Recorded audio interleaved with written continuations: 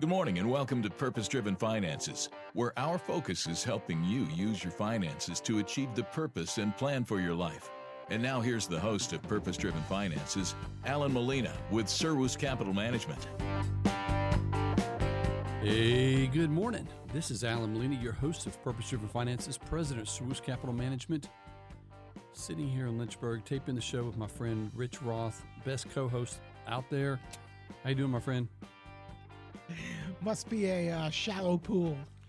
Well, you know, I had like 4, and I offered, and no one volunteered. So, and you put up with me. So it's a glorious day. glorious day. Now, Rich, you know, I know you're a man's man.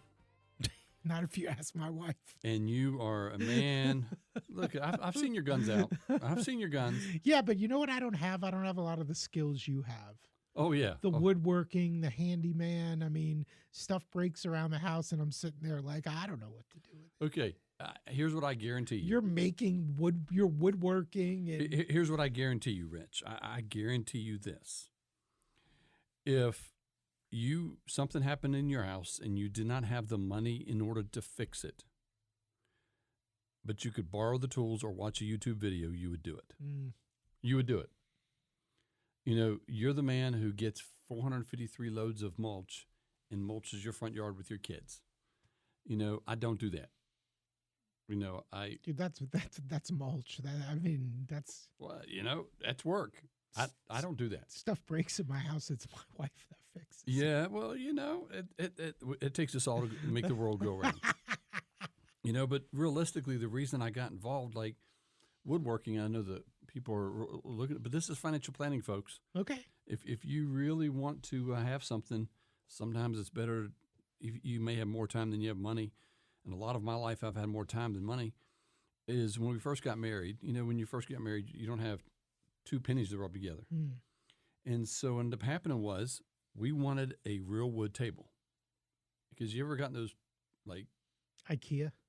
Well, I think they're real wood. It's just like they're pressed from China, you know. China. But, you know, the particle board wood? Yeah. And you spill something on it and you get this big old bump in it. Yeah. Well, see, my wife and I, we wanted a real wood table. So at the time we lived in Roanoke and we went to Ethan Allen. Ah. And Ethan Allen, even back in 1992, the tables were like $3,000 and $4,000. They're probably 12 now. You're right. And so I was like, the answer is no. And so what I decided to do is a friend of mine, he bought me some woodworking equipment. And so I was like, I'm going to make our table. We still have it. It's seat 6. It's out of ambrosia maple. Did the legs, did the top, and it's pretty cool. And so probably for $200-$300 of the wood, the tools someone gave me, we made us a kitchen table. And so that being said, all the stuff I've done in my old house, and when I sanded all the floors in the new house that we built. It's really, if you can sand the table, you can sand a hardwood floor. It's just real boring with your machine, you know. But my thing is, those folks who are listening to us, you know, this isn't on the sheet, but sometimes you have more money than you have time. Use your money. Sometimes you have more time than you have money, and get you a YouTube video. And, you know, I have 2 clients that are in the auto industry. And one's a dealership and they just work on cars. I really appreciate my clients who do that. Very good at what they do. But I have a Jeep. And I looked at the video of changing an alternator on a Jeep. It's like 3 minutes max. I mean, it's super easy. So rather than waiting a couple days and taking it and actually having it towed, I just changed my alternator because you know, I like Jeeps because they're my kind of car. You know, you can hit things and it doesn't damage it very much. But the reason being is I had more time, 3, 4 to 5 minutes. But if it's something complicated, like the seals on all the wheels, I get them to do it. And all I'm saying is when you need to or want to, you can do it. So, Rich, I know, you make the joke that your wife does all this stuff. But I know you. You're smart, intelligent. That's two different things. You have a work ethic. You easily, it may take you a little bit longer, but you could get it done. You could get it done. It's never a good scene, Alan. Some things with me either. Stuff gets thrown, obscenities are shouted. I understand. It's not a pretty scene when I have to do stuff like that. I understand. But if you were the only solution, I guarantee you'd do a good job. Well, I guarantee it. it's nice of you to say. You know. Maybe a little naive, but certainly nice. I know this to be the truth because, I've seen my boys, teenagers or 20-somethings. Yeah. They're like, I want to buy it. But if they have necessity, like I'm going to brag on my middle son, Nathan, his shower, over time you pull the shower up and it puts the water up through the top. Mm-hmm. Well, he decided to listen, I have a job. I'm going to Google how to fix it. And he fixed it. Didn't even tell me. And that's just being a young man of necessity and saying, you know what, I'm going to take personal responsibility. And so that's pretty cool. That's very cool. But folks, I think most of us who have children wish our kids would do that. Rather than saying, Mom, Dad. Right. We're just leaving it until we actually find out what's going on. Exactly. How come you haven't taken a shower in 6 months? Oh, it's broken. Right, exactly. What? Now, folks, I know you wanted to hear all that. And when Rich approached me about the show, he's like, Alan, let's talk radio. And that's what we're doing. We're just talking because realistically, I want you to realize that I'm just like you, a man who loves his family, his country, but also has stuff that goes on. But my expertise is financial planning and portfolio management. I want you to give me a call, 434-316-0246. And I know you have some stories about stuff in your house. You've tried to fix something. Call me and tell me. Text it into the show. That would be awesome. Now, Rich, what I thought we would do is we have about 7 minutes before we get into the meat of the show. Let's talk, Monday. One reason I joined or entered the financial advisor field is the days off. That's the first thing that intrigued me. It was. So why not banking? Why not teaching? You want days off? Be a teacher. Yeah. I don't think that would go very well. I don't think it would go very well. No, I don't think it would go. I'm a math mind. Maybe I could teach math or physics, but no. But Monday is, from what I understand, the inauguration of President Trump. And there's all sorts of people, doing farewell speeches and resignations and all this other stuff. I'm like, just leave.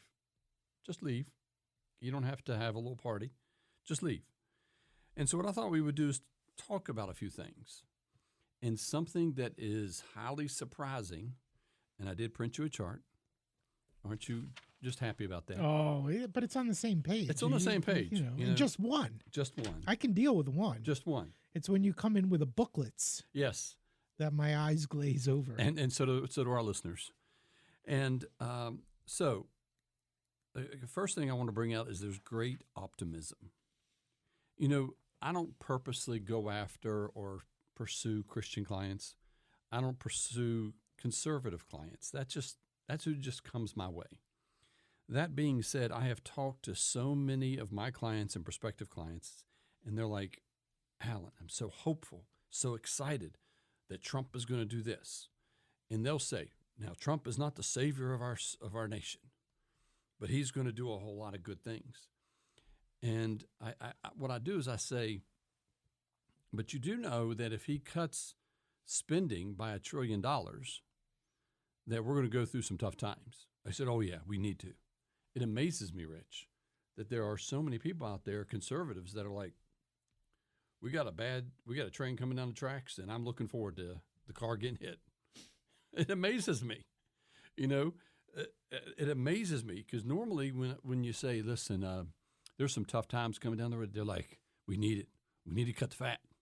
And I'm like, wow, it totally surprises me. Until we do. And then they're like, what the heck? Right. What did I vote for? But it's coming. And I'm sending out, I wanted to do it on Friday, but it's going to be on probably Tuesday, a client update. And we may get into that if we have time before the break. But what's one thing interesting is Trump has gotten a little bit wiser. You know, his first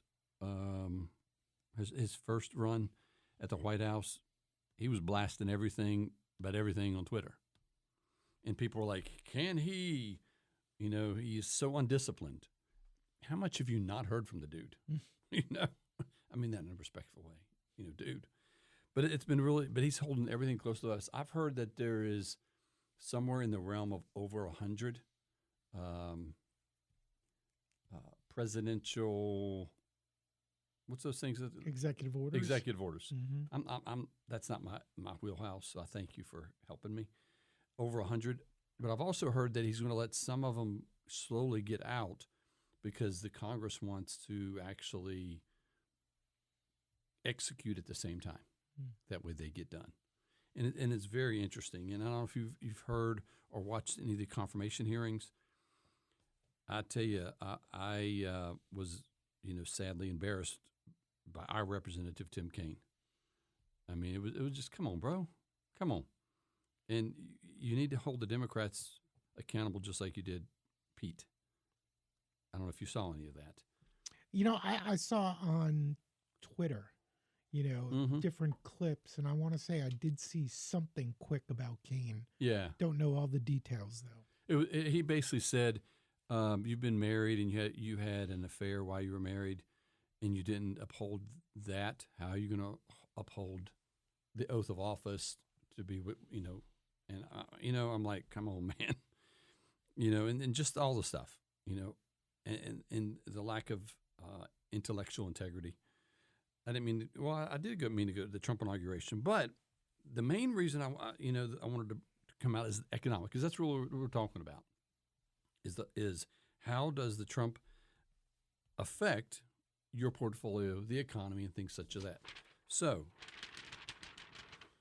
the one page, this is the small business forward outlook, okay?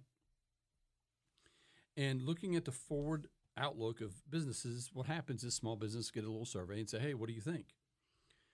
What's amazing is in December of 21, that's 1 year into Biden, if I'm correct, it was the lowest since December of 1973 at negative about 60. Okay, that's bad. That's bad. And if you look at like December of 08, it wasn't even that. December of 08 was like negative 20. But what's happened is since Trump came into office, it's mooned. It's gone straight up. And the last time it's been this, you mean since he's been elected? Been elected, yes. Okay. I apologize. Yes, been elected. And the last time, you know, in 2002, it was 1 point higher. But the last time this really happened was in 1983. How quickly it's gone up. And so it's expected, and the survey also went on to say that 20% of small businesses. Now, Rich, it's not on anywhere, so you can't look. What percentage of American companies is small business? 500 employees or less. What percentage? Yes. 85%.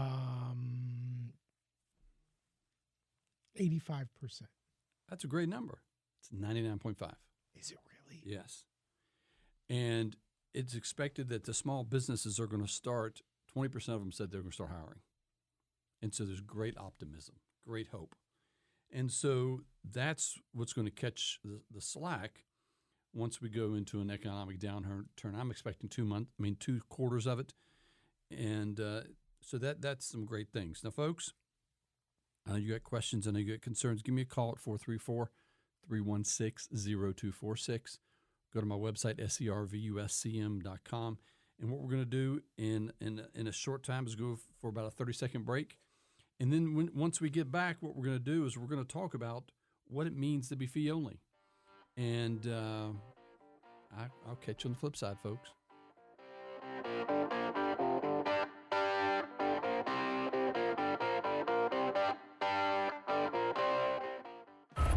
Bongino. Even if you are a diehard liberal wearing 7 masks in the courtroom or whatever, you've been on the subway, you've been harassed, you know what that's like, you know the fear.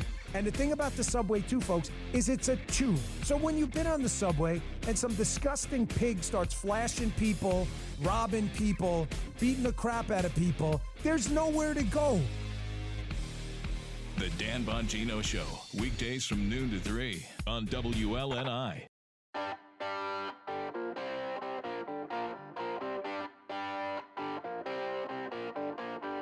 And now, back to Purpose-Driven Finances. Here's Alan Molina with Serwus Capital Management. Hey, good morning again. This is Alan Molina, your host of Purpose-Driven Finances, president of Serwus Capital Management.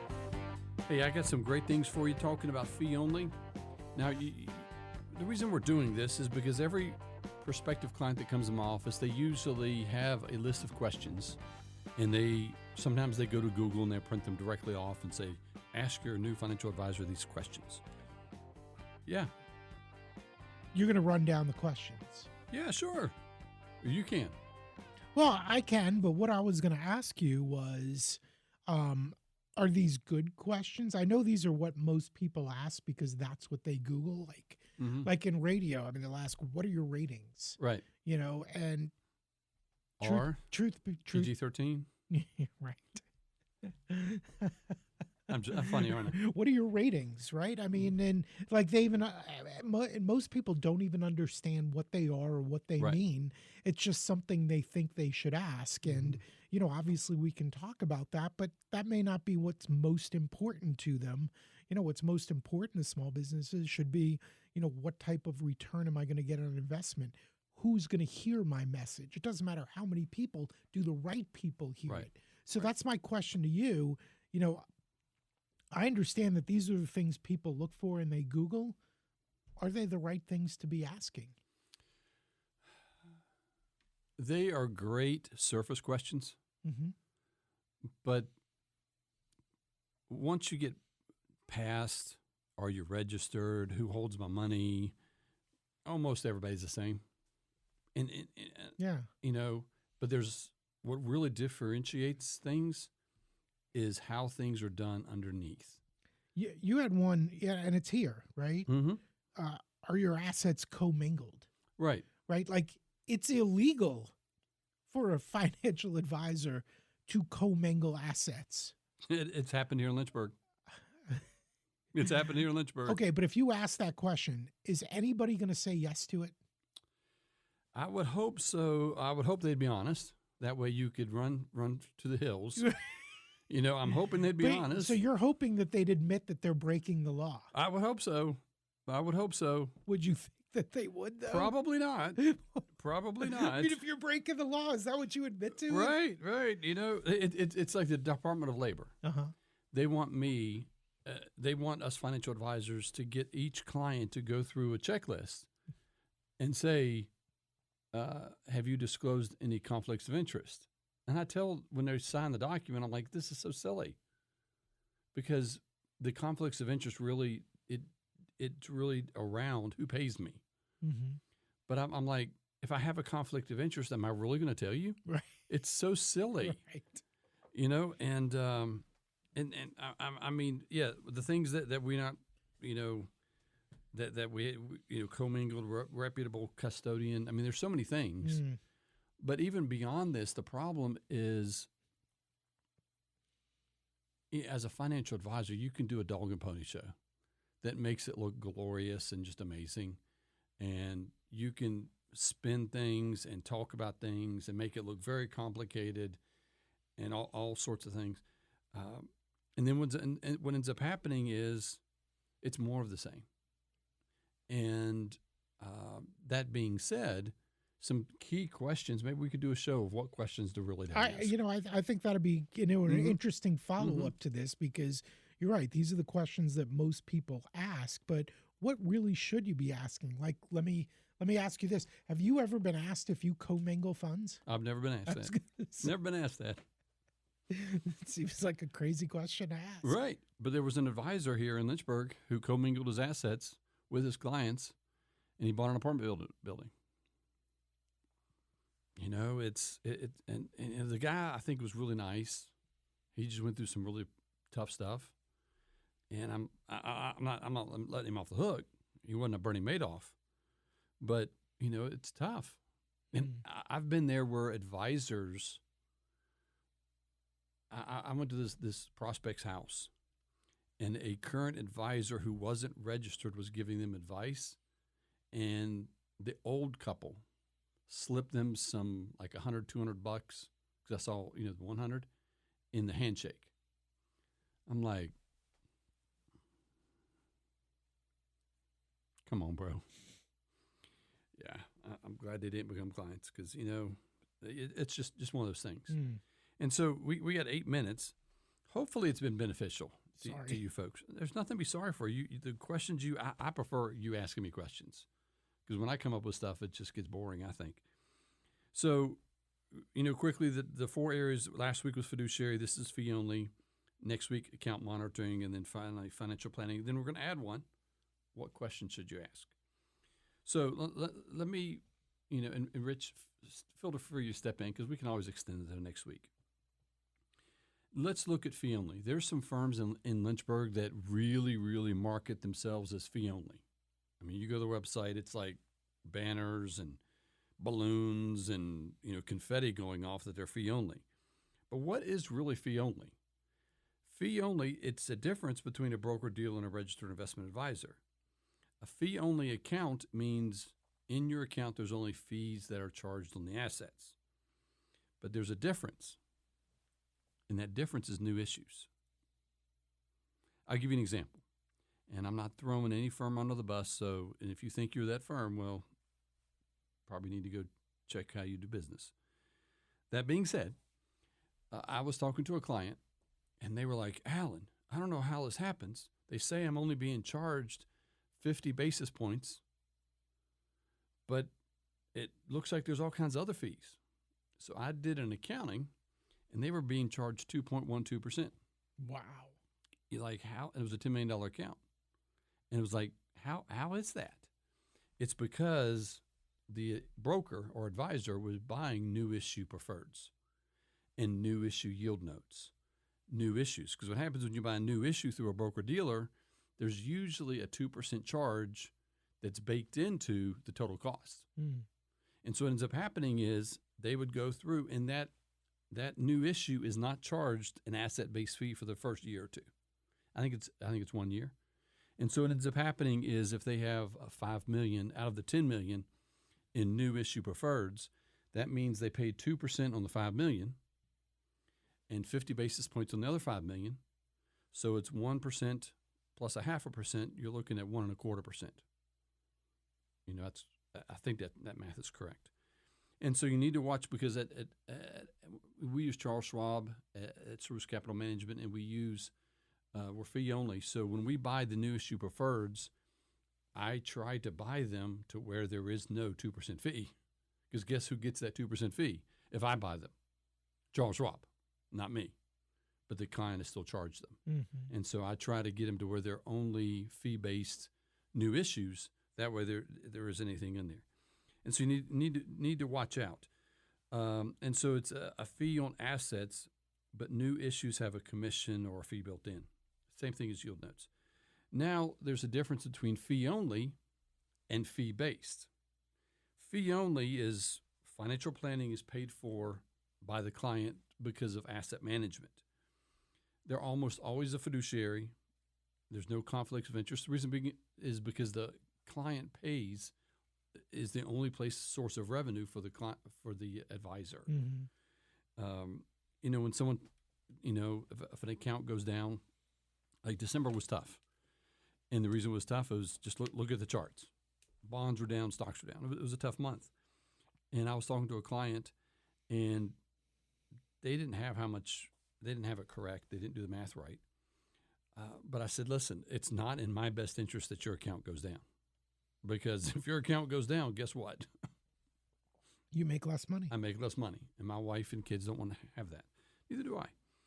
But fee only, it's also high transparency. You actually get to see everything. You can see the math. And it's also best for holistic planning. What I mean by holistic planning is, and is I was talking to a client the other day, and during the financial planning show, we'll deal with that in 2 weeks. But I get to help this senior couple plan a vacation. You're like, Alan, are you a certified vacation planner? No, but I'm going to get them the ideas, and they're going to reserve it, but they're looking at of ways in order to go on a vacation. Now, fee-based. What does fee-based really means? Fee-based is all about the financial planning is paid by the client, but you can also have commissions, incentives paid for by the firm or affiliates. Like, let me give you an example. Let's say we're sitting here and the firm says, Alan, you're fee-based, but if you get 5 clients that are $250,000 or more net of total household value, then we'll pay you an extra 1%. Or if you sell 5 mortgages, or if you go out and do 10 credit cards, then we will pay you an extra amount. And so that's where being fee-based is not the same thing as fee only. Also, fee-based, it is fee only, but they also sometimes have to do suitability around the investments. Like as a financial advisor, I have embraced the crypto for clients, to diversify. Not a large position, because realistically, Bitcoin, Ethereum, blockchain, and Coinbase, and those companies that are intermediaries or where things are traded. What ends up happening is they trade just like commodities. And so if we're going to have gold and silver in there, why not have a little Bitcoin? You don't have to understand it. It just provides an additional diversifier. Mm-hmm. And so it's good. But if you're fee-based, sometimes the client has to sign something that says it's suitable. Also, fee-based, not fee only, but fee-based can have conflicts. It just depends on the amount. Like if it goes back to, hey, if you at your firm say if you get 5 new households of $250,000 or more in net new assets, we'll give you an extra 1% fee 1% pay for the entire year, then you're going to really push to get that larger client base. And so that's not always disclosed when you're talking to an advisor. Also, it varies, and realistically, the disclosures aren't very good. I went through an audit probably a year and a half ago, and they admired how my disclosure and my presentation to my clients was in like 12 point font, not 6 or 4, right. And so they like that, how it was clear. And also, fee-based can be best for products rather than because you don't have an ongoing fee. Now, flat fee versus blended fee percentage. You're like, Alan, this is like getting confusing. Here's what's going to happen. All this is going to be on the website. I'm going to actually give you this chart. I'm going to give you this outline, and you're going to be able to check it out and compare it, and I have some links for you. But flat fee versus blended fee. Flat fee, what I mean by that is you're charged the same percentage whether it's stocks, bonds, or cash. If it's a blended fee, stocks are charged more than bonds, bonds more than cash. I know we got 30 seconds, Rich, but you'll be able to answer this. Why is charging more for stocks than cash bad? No, because, you might be more inclined to put people in stocks because it's going to pay you more. Exactly. And in a recession, it's not best for the clients. So, folks, there's a couple other things like financial planning fee is an all-inclusive thing. Give me a call at 434-316-0246. And I hope you have a blessed weekend and stay warm because it's going to get cold. Only will a suggestion occur after a meeting to determine goals, risk tolerance, and time horizons. Investments involve risks and no guarantee of future results.